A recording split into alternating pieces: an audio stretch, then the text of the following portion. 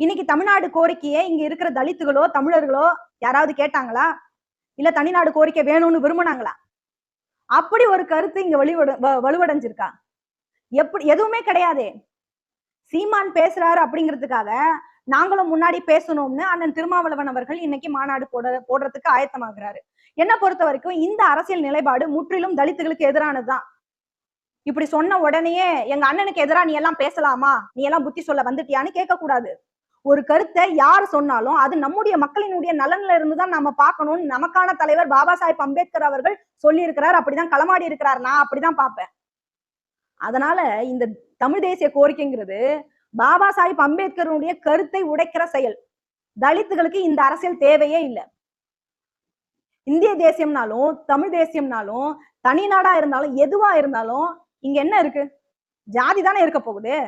எல்லாரும் ஊரு சேரின்னு தானே இருக்க போறோம். ஆல்ரெடி அப்படித்தானே இருக்கு. ஊர் இந்தியா சேரி இந்தியா தானே இருக்கு. சரி, தனிநாடு எப்ப கேட்கணும் தெரியுமா? நாம எல்லாம் ஜாதியா இல்லாம, நமக்கு தனி பாதை இல்லாம, தனி சுடுகாடு இல்லாம, சேரிவாழ் மக்களுக்கு முழுமையான ஜனநாயகம் 100% கிடைக்கும் போதுதான் நாம தமிழ் தேசிய அரசியல பேசணும். அது மட்டும் இல்லாம நிர்வாக அடிப்படையில பிரச்சனை வரும்பொழுது மத்தியில இருக்கிற அரசுக்கு நம்ம பணம் கொடுக்கணும், நமக்கு அவங்க பணம் கொடுக்கணும்னா பணம் கொடுக்கல அப்படின்னா, பொருளாதார அடிப்படையில நமக்கு சுயமரியாதை இல்லைன்னா, ஜனநாயகம் இல்லைன்னா, இப்படி இருந்தா நம்ம தனிநாடு கேட்கலாம். ஆனா அப்படியான சூழல் இன்னைக்கு இல்ல. ஏன்னா இதை விட பெரிய பிரச்சனை இருக்கு. அதுதான் ஜாதி பிரச்சனை. நம்முடைய மக்களுக்கு தேவையானது கல்வி, பொருளாதாரம், அரசியல், ஜனநாயகம் இதெல்லாம் நாம பெறாம இருக்கிறோம் இன்னமும். இந்த விஷயங்களுக்காக என்னோட இருக்கிற ஊர் தமிழர்கள் சேரி தமிழர்களுக்காக பேசவே இல்லையே இன்னைக்கு. ஏன்னா ஊர் தமிழன் தான் நமக்கு பிரச்சனை பண்றாங்க, வன்கொடுமைகளை நிகழ்த்துறாங்க.